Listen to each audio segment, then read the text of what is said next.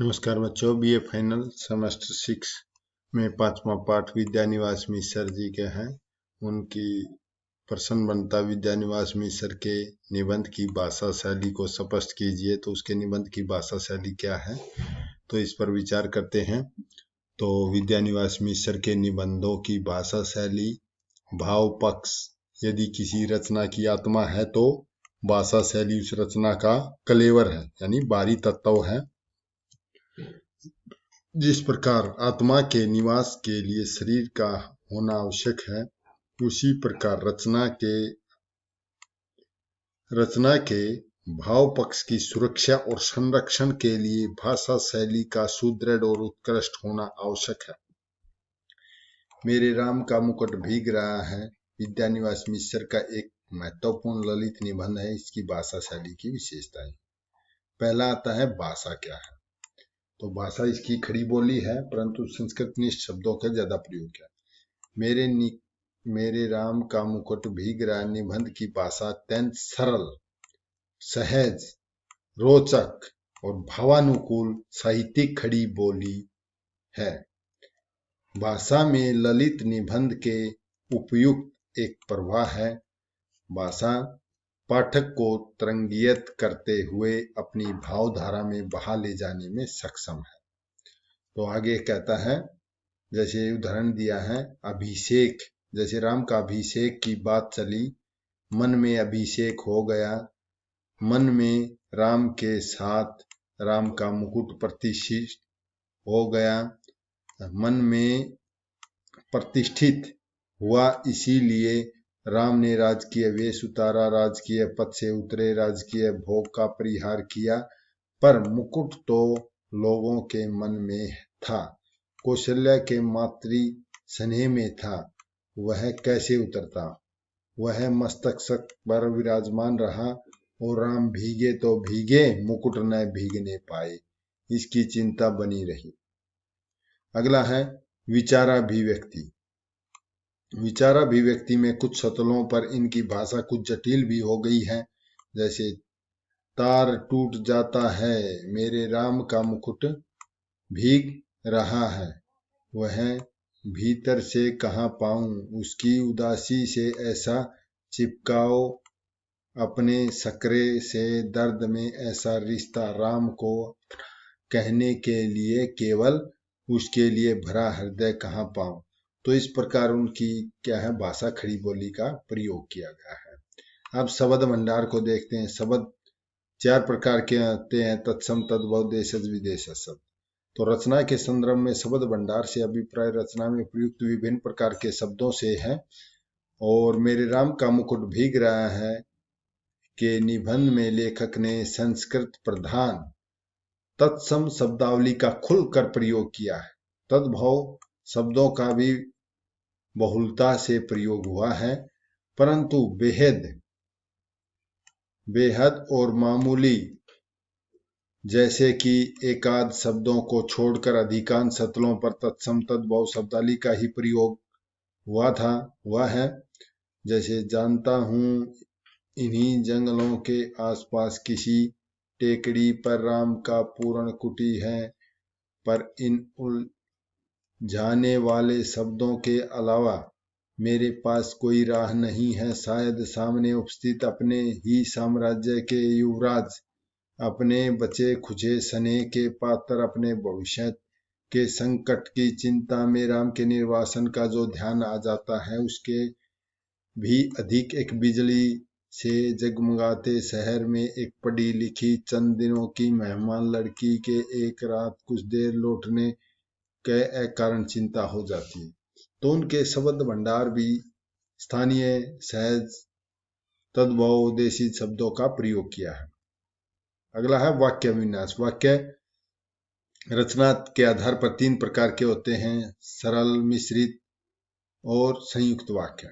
तो वाक्य विन्यास भाषा के गठन में वाक्य विन्यास का महत्वपूर्ण स्थान होता है। मेरे राम का मुकुट भीग रहा निबंध में वाक्य विन्यास मिश्रित वाक्यों की अधिकता के कारण कुछ जटिल किंतु सरल और रोचक है। मिश्रित वाक्यों के कारण भाषा में धारा प्रवाहमय उत्पन्न हुई है। अधिकांश वाक्य अर्थ की दृष्टि से विधानवाचक हैं कुछ वाक्यों के बीच विराम चिन्हों के उचित प्रयोग हैं। तो इस प्रकार निबंध के वाक्य विन्यास का उदाहरण इस प्रकार है, जैसे कुर्सी पर पड़े पड़े सब सोचते सोचते 4 बजने को आए, इतने में दरवाजे पर हल्की सी दस्तक पड़ी। जो चिरंजीव कौन है? लेखक का बेटा है। चिरंजीव निचली मंजिल से ऊपर नहीं चढ़े। सहमी हुई कृष्णा, जो मेरी मेहमान लड़की थी, बोली, दरवाजा खोलिए। आंखों में इतनी कातरता थी कि कुछ कहते नहीं बना, सिर्फ इतना कहा कि तुम लोगों को इतना अंदाजा होगा कि हम कितने परेशान रहे। ये कौन बोला? लेखक बोला। का अर्थ है इमेज। बिंब का अर्थ वह छवि जो किसी भी रचना को पढ़कर किसी मानस में उभरती है। बिंब की दृष्टि से मेरे राम का मुकुट भीग रहा। निबंध में दृश्य सर्व अनुभूति बिंबों का प्रयोग किया है। दृश्य बिंब का उदाहरण दृश्य है।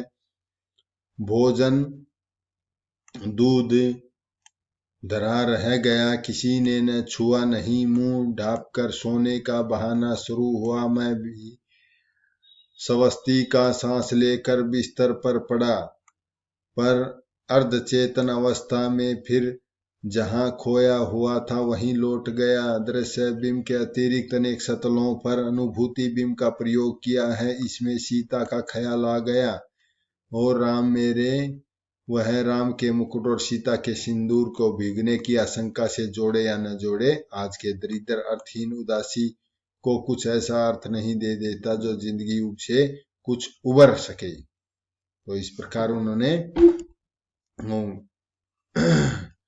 अगला है शब्द शक्ति। शब्द शक्ति 3 प्रकार की होती है। विद्या, लक्षणा, व्यंजना शब्द शक्ति है। शब्द शक्ति का कार्य है शब्द के अर्थ को सुनने पढ़ने वाला तक पहुंचाना। इस निबंध में लेखक ने अधिकांश सतलों पर अपनी बात सीधे तौर पर कह करके अभिधा शब्द शक्ति का प्रयोग किया है।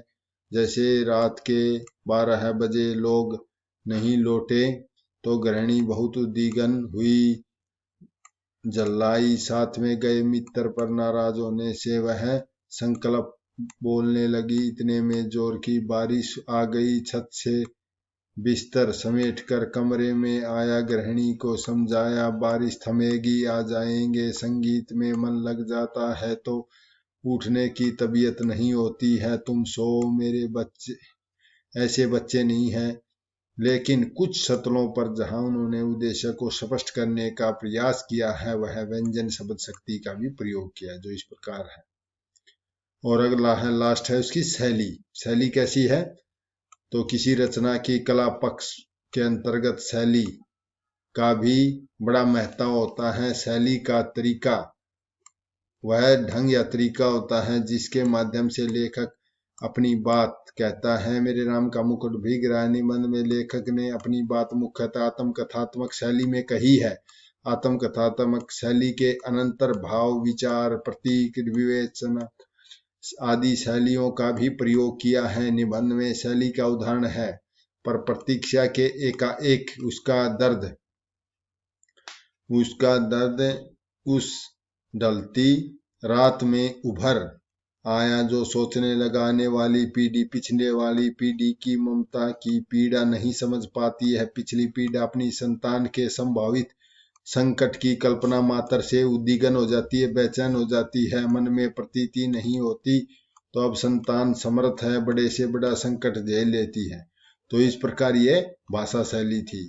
आशा करता हूँ आपको यह समझ में आएगा। आप छोटे पर जैसे एक एक नंबर के आएंगे। मेरे राम का मुकुट भीग रहा निबंध के लेखक कौन है? विद्यानिवास मिश्र। मेरे राम का मुकुट भीग रहा निबंध किस प्रकार का निबंध है? ये ललित निबंध है, ललित। विद्यानिवास मिश्र का जन्म कब और कहाँ हुआ? विद्यानिवास मिश्र का जन्म 1928 में उत्तर प्रदेश के गोरखपुर जिले के याकड़डीहा नामक गांव में हुआ था। मिश्र जी ने MA संस्कृत की उपाधि किस विश्वविद्यालय से प्राप्त की है? गोरखपुर विश्वविद्यालय से। मिश्र जी का एक काव्य संग्रह का नाम बताइए। पानी की पुकार। मिश्र जी के 2 निबंध संग्रहों के नाम लिखिए। मेरे राम का मुकुट भीग रहा है, चितवन की छा और मेरे नाम का मुकुट भी गिरा निबंध का मूल उद्देश्य क्या है?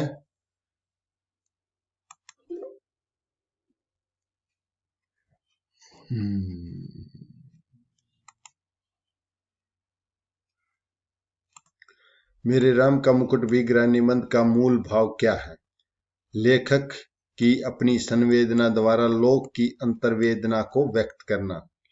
लोक माने समाज की अंतर्वेदना, दुख पीड़ा को व्यक्त करना है। लेखक का मन कब से बेहद उदास है? महीनों से पहले से उदास था लेखक का मन। और आगे है, लेखक के घर मेहमान के रूप में आई कन्या का नाम क्या था? कृष्णा था। लेखक का पुत्र और उसकी मेहमान कन्या कहाँ गए थे? रात्रि के एक संगीत कार्यक्रम को देखने के लिए। लेखक के पुत्र उसकी मेहमान कन्या किस वक्त लौटे हैं? सुबह 4 बजे। मोरे राम का भीजे मुकुटवा गीत लेखक के बचपन में कौन गाता था? उसकी दादी और नानी गाती थी। निबंध में कौशल्या किसका प्रतीक है? माताओं का प्रतीक है। निबंध में मुकुट का भीगना किसका प्रतीक है? प्रतिष्ठा के नष्ट होने का प्रतीक है।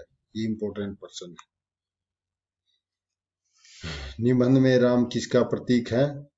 युवा पुत्रों का, जो आज हमारे युवा पुत्र हैं उनका है। निबंध में सीता किसकी प्रतीक है? विवाहित युवतियों की प्रतीक है। राम का निर्वासन किसका दोहरा निर्वासन था? सीता का दोहरा निर्वासन था। लेखक ने किन लोगों के बीच रहता है? वे सभी जिनके नाती हैं, यानी मंगल नाना के नाती मौज में रहते हैं। राम किस बोझ से कर्रा उठते हैं? अपने मुकुट के बोझ से कर्रा उठते हैं। लेखक के अनुसार तुलसी ने किससे सत्य अवध समाना कहा है? सत्य अवध समाना कहा है कानन को। कानन माने जंगल को।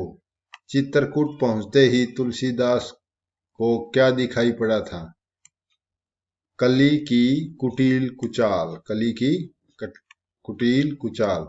राम का अंगरक्षक किसे कहा जाता है? लक्ष्मण को। सीता का दुपट्टा किसका प्रतीक है? अखंड सौभाग्य का। राम लक्ष्मण का गौरव किसे रक्षित हो सकेगा?